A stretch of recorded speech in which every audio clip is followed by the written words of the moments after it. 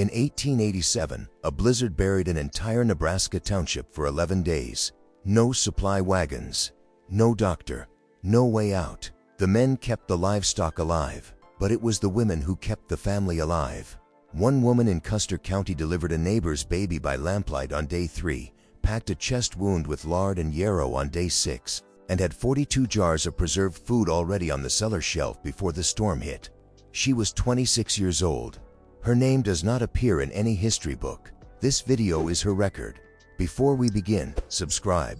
Because what these women knew by the age of 15 has been completely erased from American memory in a single lifetime. Let us count down the 25 lost pioneer women's skills that held this country together when everything else fell apart. 25. Reading a fever without a thermometer. Before glass thermometers became household items, a frontier mother diagnosed fever by touch, smell, and observation alone. She pressed the back of her wrist to the child's forehead, then to her own. She checked the color behind the ears, the dryness of the lips, the speed of the breath. She smelled the skin, because a deep infection carried a specific sweetish odor that experienced mothers recognized immediately as dangerous. A mild fever meant rest and willow bark tea. A high fever meant cold wet cloths to the wrists and ankles, not the forehead, because the pulse points cooled the blood faster. If the child's eyes began rolling or the skin mottled in purple patches, she knew she had hours, not days, to act. Modern emergency medicine calls this sepsis recognition. Pioneer mothers called it knowing your child. Today, most parents cannot assess a sick child without a digital readout. These women kept children alive through scarlet fever, typhoid, and pneumonia using nothing but their hands and 40 years of accumulated knowledge passed from mother to daughter on the frontier. 24. Spinning wool into thread on a walking wheel. A farm woman in 1880 did not buy yarn. She made it. The great wheel stood nearly 5 feet tall in the keeping room, and a skilled spinner walked backward 3 steps as she drew the raw fleece into thread, then stepped forward to wind it onto the spindle. Back and forth, covering as much as 20 miles in her own parlor in a single day. A girl of 12 could produce 4 skeins before supper. By 15, she spun fine enough thread for stockings. Every sheep on the farm yielded about 7 pounds of raw wool per year, and turning that fleece into usable thread required 50 hours at the wheel before a single piece of clothing could be cut. The rhythm of the wheel was the rhythm of the winter. It was the sound of preparation, of a woman building a wall between her family and the cold months ahead. By the 1920s, factory thread had replaced the great wheel entirely. Today, perhaps 25,000 Americans spin as a hobby. The walking wheel itself, once the literal engine of the American home, collects dust in antique shops where nobody can explain what it is. 23. Preserving eggs through the winter in water glass. Chickens lay heavy in April and May and almost nothing from November through February. A pioneer woman solved this problem with a substance called sodium silicate, known as water glass, a thick syrupy liquid that sealed the porous surface of a raw eggshell completely airtight. She would sterilize a 5-gallon stoneware crock, mix 1 part water glass with 9 parts boiled cooled water, and submerge clean unwashed eggs pointy end down in the solution. The unwashed part was critical. Fresh eggs carry a natural bloom, a microscopic protein coating that keeps bacteria out. Washing removes the bloom. Submerging an unwashed egg in water glass created a double seal. An egg preserved this way in April was indistinguishable from fresh when pulled out in January. 1 crock held 15 dozen eggs. During World War II, the USDA officially recommended this method to every American household facing rationing. It is still legal, still safe, and still practiced by a small community of homesteaders today. Your grocery store eggs cannot be preserved this way because they are washed, sanitized, and bloom stripped the moment they leave the laying house. Something was traded away so quietly that almost nobody noticed it was gone. 22. Setting a broken bone in the field. The nearest doctor on the frontier might be 40 miles away. A horse throw, a wagon accident, a fall from the hayloft, any of these could snap a bone before breakfast. A pioneer woman who had seen enough injuries knew how to assess a break by feel, how to straighten a fracture with slow firm traction before the muscle spasm blocked it crooked, and how to splint it with whatever was available. A straight hickory branch, strips of muslin soaked in egg white and flour that hardened like plaster, and a firm wrap that immobilized the joint above and below the break. She knew a compound fracture with bone breaking the skin was a death sentence without surgery, and that her job was to keep the wound clean, the patient calm, and the limb still until a real doctor could be reached. She knew that a broken collarbone needed a figure-8 bandage across the shoulders, not a sling. She knew that a dislocated shoulder required a specific rotating motion to seat back into the socket. This knowledge was not written in any book she owned. It lived in her hands and her memory, passed down from the women who had handled the same emergencies on the same hard land before her. 21. Making Lye Soap from wood ash and hog fat. Every farm had an ash hopper, a wooden V-shaped trough mounted outside the kitchen door where hardwood ashes from the stove accumulated all winter. In spring, the farm wife poured rainwater slowly through the ashes, and what dripped from the bottom was potassium lye, a caustic liquid strong enough to dissolve a chicken feather in under a minute. She tested the strength by floating a fresh egg in the solution. If the egg sat with exactly a quarter-sized circle showing above the surface, the lye was right. Too strong and it would burn the skin. Too weak and the soap would never harden. She combined the lye with rendered hog fat in precise proportions in a heavy iron kettle, stirred continuously with a wooden paddle, never metal because metal reacted with the lye, and cooked until the mixture traced, which meant it thickened like pudding when drizzled from the spoon. She poured it into wooden molds lined with dampened muslin and left it to cure for 6 weeks in a cool, dry place. The result: cleaned floors, stripped grease from wool, killed lice, and bathed babies without a single synthetic ingredient. A bar of store-bought ivory soap cost a nickel in 1925. A farm family needed 50 bars a year. Making their own saved nearly 3 full days of farm wages. By 1935, Procter & Gamble had convinced America that factory soap was superior. The ash hoppers rotted. The knowledge evaporated with them. 20. Rendering lard for a year's supply of cooking fat. After hog butchering in November, the leaf lard and back fat had to be processed immediately before it spoiled. The farm wife cut it into half-inch cubes, dropped them into a heavy cast iron kettle with a splash of cold water to prevent scorching on the bottom, and cooked it low and slow for 6 hours, stirring steadily as the fat cells ruptured and released pure white liquid. She strained the finished lard through layers of muslin into stoneware crocks, pressed the golden crackling solids through a separate cloth to extract every last drop, and sealed the crocks with paper and twine. A 200-pound hog yielded 30 pounds of finished lard. That lard fried every egg, baked every pie crust, seasoned every cast iron skillet, and moisturized every pair of chapped hands from November through the following October. Modern nutritional science spent 60 years telling Americans that lard would kill them. The Harvard School of Public Health confirmed in 2017 that traditionally rendered lard contains lower saturated fat than butter and carries the same monounsaturated oleic acid that makes olive oil heart healthy. The great-grandmothers were not wrong. The marketing was. 19. Identifying medicinal plants by sight in any season.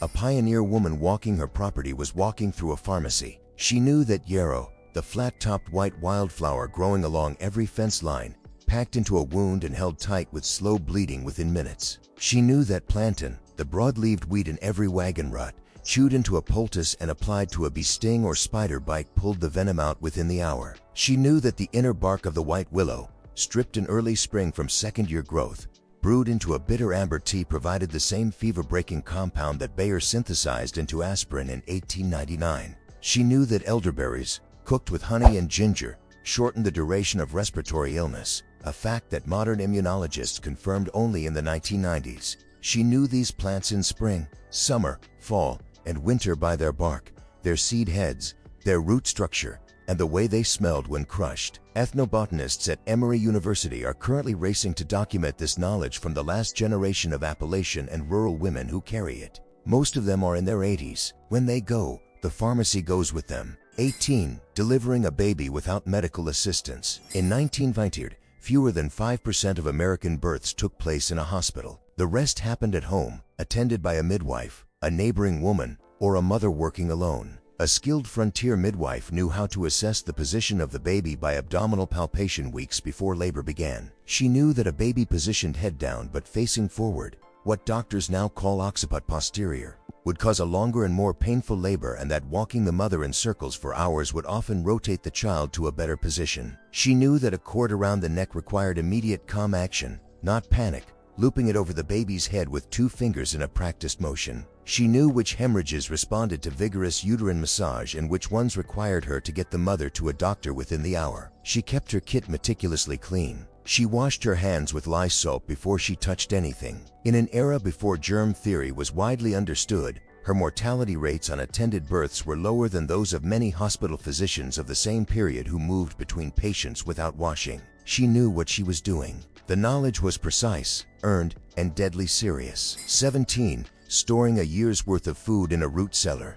A proper root cellar was not a hole in the ground. It was an engineered environment built into a north-facing hillside, 8 feet deep, lined with stone, fitted with a double door to create an airlock, and ventilated with a pipe that maintained a steady 34 to 40 degrees Fahrenheit at 85% humidity year-round without a single kilowatt of electricity. Just physics. A pioneer woman stocked it beginning in late summer and continued through October in a precise sequence that determined whether her family ate well or went hungry. 300 pounds of potatoes in dry sand, 100 pounds of carrots packed in damp sawdust, 40 heads of cabbage hung upside down from the ceiling beams, 50 pounds of onions in mesh bags, wheels of cheese aging in cheesecloth, apples and pears wrapped individually in newspaper so that one rotting fruit would not trigger the others, crocks of sauerkraut, jars of canned goods organized by date and content. The apple's ethylene gas had to be managed carefully because it accelerated ripening in everything nearby. She knew which vegetables could share space and which ones poisoned each other. Cornell University food scientists confirmed in 2021 that root cellar storage preserves more nutrients and phytochemicals in root vegetables than any modern refrigeration method because the slow natural temperature variation mimics the underground environment where the plants evolved. She built the superior technology with stone and dirt 150 years before the researchers proved it. 16. Reading the signs of a bad winter before it arrived. A frontier woman watched October the way a sailor watches a horizon. She read the thickness of the corn husks she shucked in September because a thick husk meant the plant had sensed a hard winter coming and built extra insulation around its seed. She sliced open a persimmon seed and studied the shape of the white kernel inside. A spoon shape meant heavy wet snow.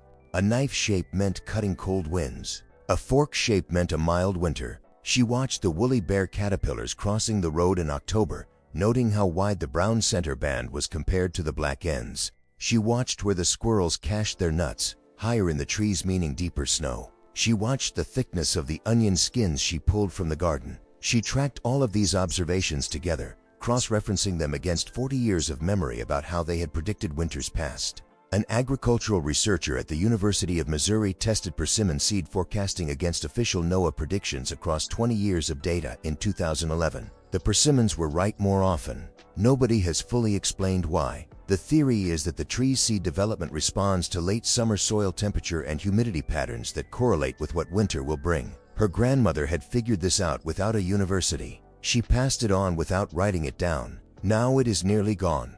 15. Churning butter and salting it for long-term preservation. Fresh butter lasted a week. Salted butter lasted 3 months. Keeping butter, packed in stoneware crocks at a ratio of 2 full ounces of salt per pound, lasted from June through Christmas in a cool cellar. The process began with cream skimmed from milk pans that had sat overnight in the springhouse. The cream went into a wooden dash churn, and the farm wife or one of her children worked the wooden plunger up and down until the cream broke, which meant the fat globules suddenly clustered into yellow butter granules floating in thin white buttermilk. This took anywhere from 20 minutes to an hour depending on temperature. Cold cream took longer. Too warm cream would not break at all. The butter was then lifted out, washed in repeated changes of ice water until the rinse ran completely clear, because any buttermilk left in the butter would turn it rancid within days, and worked with a wooden paddle until every drop of moisture was expelled. Only then was the salt added, worked in thoroughly, and the butter pressed into stoneware or wooden molds. European butter companies now charge $8 a pound for cultured butter made by a similar process. Your great-grandmother made it in a jar with a strong arm and considered it Tuesday. 14.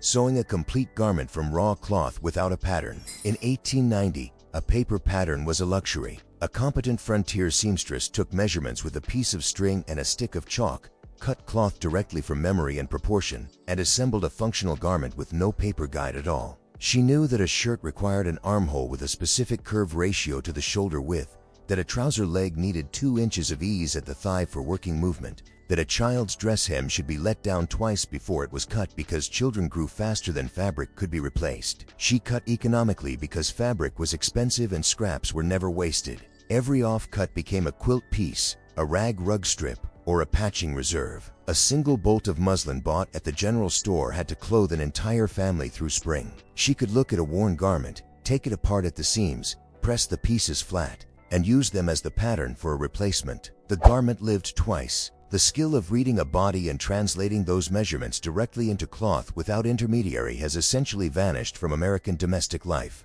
Home economics programs, which once taught these foundations to every American girl, were eliminated from most public school curricula between 1970 and 1995. The sewing machines survive. The knowledge of what to do with them does not. 13. Fermenting vegetables to last through winter. Long before refrigeration, fermentation was food preservation. A pioneer woman packed shredded cabbage into a 10-gallon stoneware crock with precisely 3 tablespoons of pickling salt per 5 pounds of vegetable, pounded it with a wooden tamper until the natural juices rose above the surface, weighed it down with a clean river rock on a plate to keep everything submerged, covered it with a cloth, and set it in the cellar. Within 48 hours, the lactobacillus bacteria naturally present on the cabbage leaves began consuming the sugars and producing lactic acid, creating an acidic environment that preserved the vegetables for months and made them more nutritious than they were raw. She did the same with green beans in brine, with cucumbers, with beets, with turnips. A family ate fermented vegetables 3 times a week all winter. The Mayo Clinic published research in 2019 confirming that traditional lacto-fermented vegetables produce better gut microbiome diversity than any commercial probiotic supplement on the market. Those supplements sell for $30 a bottle. Her crock cost nothing but time and salt. The knowledge of how to read a ferment, when it was working correctly, when it had gone wrong, when the smell meant safety and when it meant something had contaminated the batch, was carried in memory and nose and the accumulated experience of 100 batches. It is nearly extinct as a living skill. 12. Smoking and drying herbs for medicine and cooking. A pioneer woman's drying rafters were her pharmacy and her spice cabinet combined. Every summer she cut, bundled, and hung dozens of plants from the ceiling beams of her kitchen and her spring house. Sage for digestion and meat preservation, peppermint for fever and headache, chamomile for colic and sleeplessness in infants, catnip for the same, horsehound for coughs, boneset for influenza, pennyroyal for insects, lavender for wound cleaning and calm. She knew which plants had to be dried quickly in moving air and which ones needed slow, cool darkness. She knew which parts of the plant held the medicine, the root, the leaf, the flower, the seed, and at what point in the growing season each part was most potent. She knew that a plant harvested in full bloom had different properties than the same plant harvested before flowering. She stored her dried herbs in paper or cloth, never glass, because glass trapped moisture that destroyed potency. The bundles hanging from her rafters represented a year of walking her land, knowing what grew where, and harvesting at exactly the right moment. Modern herbalists spend years and thousands of dollars in formal study to learn what she absorbed from childhood through daily observation. 11. Hand quilting as a record of family history. A pioneer woman's quilts were not decoration. They were documents. The fabric she used told the story of her family's life in cloth. The blue of a husband's worn work shirt. The pink of a daughter's Easter dress worn one season and outgrown. The feed sack prints from the years when feed came in patterned cotton that the women saved and washed and cut into squares. A girl was expected to complete 13 quilts before her wedding, 12 everyday quilts and 1 masterwork bride's quilt stitched in secret. The hand quilting itself, tiny running stitches through 3 layers of fabric taken with a curved needle, required a specific thimble technique that let a skilled quilter set 12 stitches per inch, a standard of precision that took years to develop. The Foxfire Project documented in the 1970s that certain quilt patterns functioning as signals along underground railroad routes in the Appalachian Mountains. A quilt hung on a fence or clothesline could mark safe shelter, water, or a warning to change course. The women who knew which patterns carried which meanings learned the language from their mothers at age 8. The Smithsonian now estimates that the number of American women who can hand piece and hand quilt a complete bed quilt has fallen by 80% since 1985. The quilts survive in museum collections. The grammar behind them is mostly gone. 10. Making apple cider vinegar from scratch. Vinegar was not a condiment on the frontier. It was a preservative, a medicine, a cleaning agent, and a tenderizer. And a pioneer woman made it herself from the surplus apples that could not be stored whole through winter. She pressed the windfalls into juice, poured it into a wooden barrel, covered the opening with a cloth to keep insects out while allowing airflow, and let nature do the rest. Wild yeast on the apple skins fermented the juice into hard cider within 2 weeks. Then a second organism, Acetobacter, converted the alcohol into acetic acid over the following 4 to 6 weeks. She monitored the process by smell and taste, knowing the difference between a vinegar forming correctly and one that had been contaminated. A finished barrel of apple cider vinegar served her household for a full year. It pickled vegetables. It cleaned wounds. It broke fevers when applied to cloths on the forehead and wrists. It preserved meat when used as a brine base. Modern research has confirmed its antimicrobial properties and its effect on blood glucose regulation. Her grandmother could have told them that the knowledge of how to read a fermentation barrel, how to identify the mother forming on the surface, how to manage the process from raw juice to finished vinegar, belongs to almost no one alive today outside of small-scale craft producers. 9. Rendering tallow for candles and waterproofing. Before kerosene lamps came to the frontier and long before electric light, a pioneer woman made candles from tallow, the rendered fat of cattle or sheep. The process was similar to rendering lard but resulted in a harder, higher melting point fat. She melted the tallow in a deep iron pot, dipped cotton wicks on a wooden rod into the liquid, lifted them out, let them cool and harden, dipped again, lifted, cooled, 40 passes or more until the taper reached the right thickness. A farm family needed roughly 200 candles to light a winter. The work took 3 full days in October. The kitchen smelled of hot fat and burning wick, a smell that meant the dark months ahead would have light.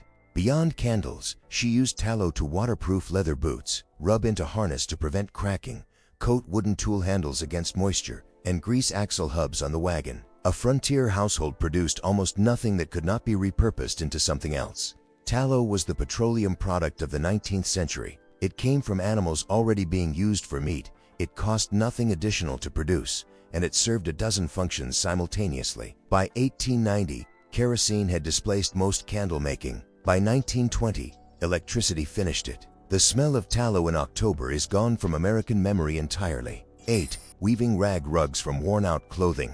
A pioneer woman kept a rag bag. Every worn-out dress, every torn shirt, every faded apron that could no longer be mended went into the bag in strips torn to a precise 2-inch width. She rolled the strips into balls sorted by color, braided 3 strands together in a continuous rope, coiled the rope into an oval shape on the floor, and laced the coils together with heavy linen twine. A finished rag rug 6 feet across took an entire winter of evening work. It covered the cold plank floor of the kitchen, cleaned underfoot boots without wearing, and lasted 20 years with occasional repair. When it finally wore through, it was unraveled and the strips used again as stuffing for a new mattress or woven into a smaller mat. Nothing in this economy ended. Everything transformed. A handmade braided rag rug now sells for $400 in a Vermont craft shop, priced as artisan luxury. Your great-grandmother made one to avoid the cold floor in January and considered it a practical necessity. The craft still exists in pockets of rural New England and Appalachia. It is almost exclusively practiced by women over 60. 7. Drying and smoking meat without refrigeration. Salt and smoke were the refrigerators of the frontier. A pioneer woman knew how to extend a pork belly into the following summer using nothing but thyme, salt, and smoldering hickory wood. After hog butchering in November, she rubbed each cut of pork belly, shoulder, and jowl with a cure she mixed herself from salt, brown sugar, black pepper, and saltpeter at a precise ratio of 8 pounds of salt to 2 pounds of sugar per 100 pounds of meat. She rubbed the cure into every surface by hand for a full hour, packed the meat into a wooden trough, and left it for 1.5 days per pound. Then it was rinsed, hung in the smokehouse, and smoked over a smoldering hardwood fire that never flared because too much heat cooked the meat instead of curing it. A properly smoked ham hung in a cool, dry cellar for up to 2 years without spoiling. The science behind this is now well understood. Salt dehydrates the meat below the water activity level at which dangerous bacteria can reproduce. Smoke deposits phenolic compounds on the surface that have broad antimicrobial properties. Saltpeter, now replaced by sodium nitrite, keeps the interior pink and suppresses the anaerobic bacteria that cause botulism. She knew all of this not as chemistry but as practiced knowledge passed through generations of women who had learned it by doing it wrong once and understanding why. 6. Midwifing through a difficult labor, the skill that saved the most lives and left the least written record. A frontier midwife who had attended 50 or 100 births had seen most of what could go wrong and had developed responses to each of them through accumulated experience that no textbook of her era contained. She knew how to manage a placenta that would not deliver by fundal massage and controlled cord traction. She knew that a mother who could not push effectively after hours of labor was exhausted and needed rest and nourishment, not more pushing. She knew that a baby presenting face first rather than head first required the mother on hands and knees and patience. She knew how to stop a postpartum hemorrhage with a compressed uterus and a strong herbal tea of shepherd's purse or black cohosh, plants that cause uterine contractions the way the synthetic oxytocin does today. She knew that a woman running a fever within 2 days of birth was developing childbed fever and needed to be isolated, kept cool, and given large amounts of clean water. In an era before antibiotics, her interventions were often the difference between survival and death. Her knowledge walked with her to her grave in the churchyard outside every small frontier town in America. Nobody wrote it down because everyone assumed there would always be more women who knew it.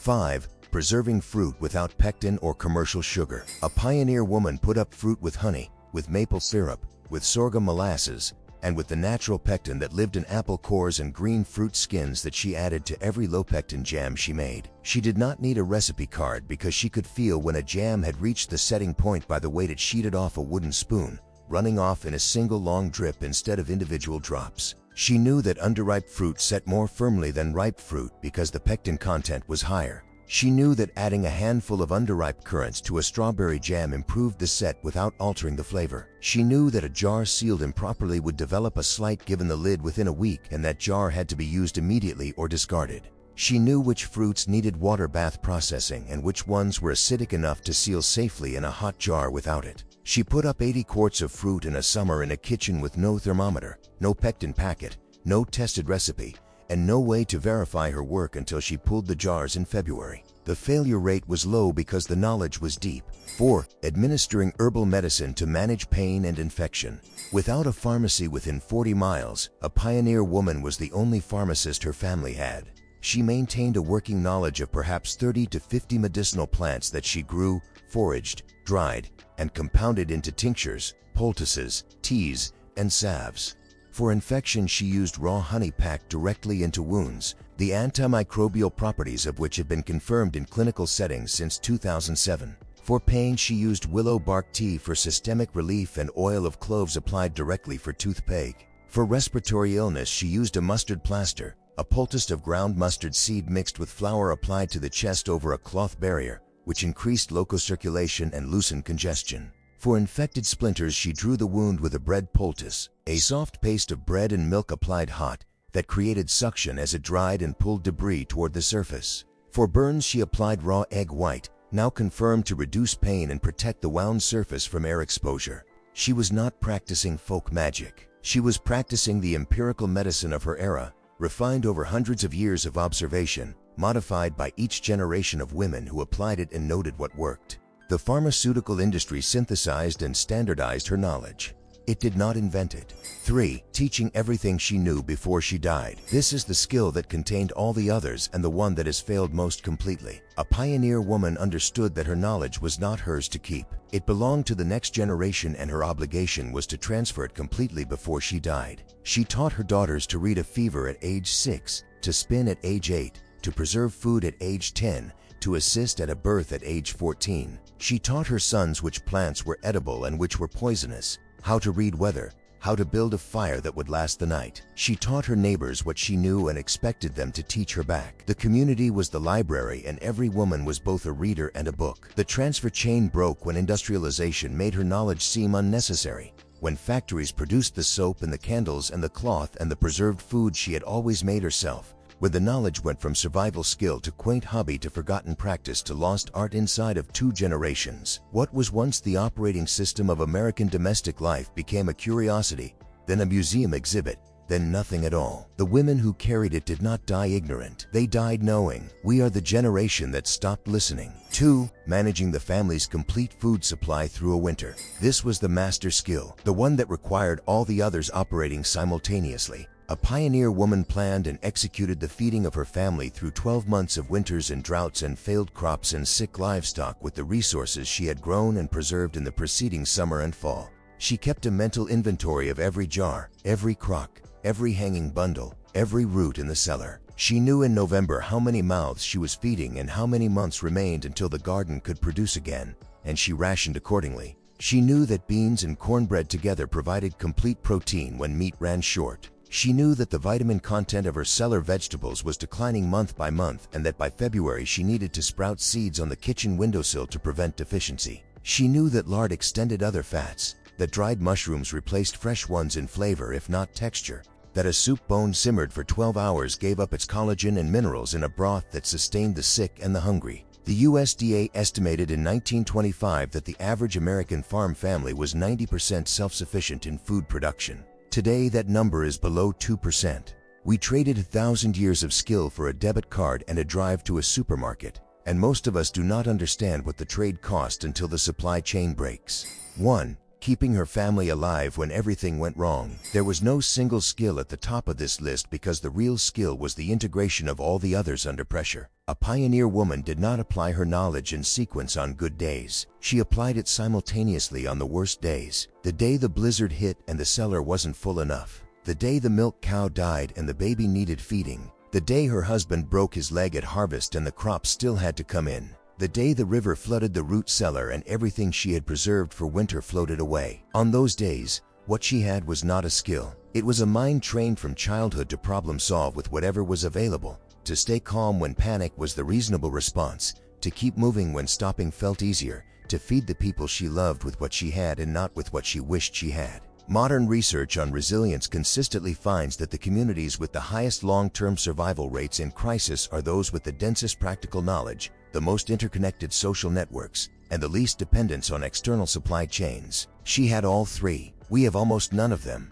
The Harvard Business School published a study on community resilience in 2018 finding that mutual aid networks with deep practical skills outperformed every other community type in long-term crisis recovery. She would not have been surprised. She was the study. Here is my challenge. Pick one skill from this list. Just one. Learn to read a fever without a thermometer. Put up a jar of sauerkraut. Dry a bundle of yarrow from your yard. See what your great-grandmother did before breakfast on an ordinary Tuesday. Then come back and tell me which one you tried, because these were not hobbies. They were the architecture of a country that built itself from nothing. And the women who held that architecture together deserve to be remembered by name. They never were. This video is the record they never got.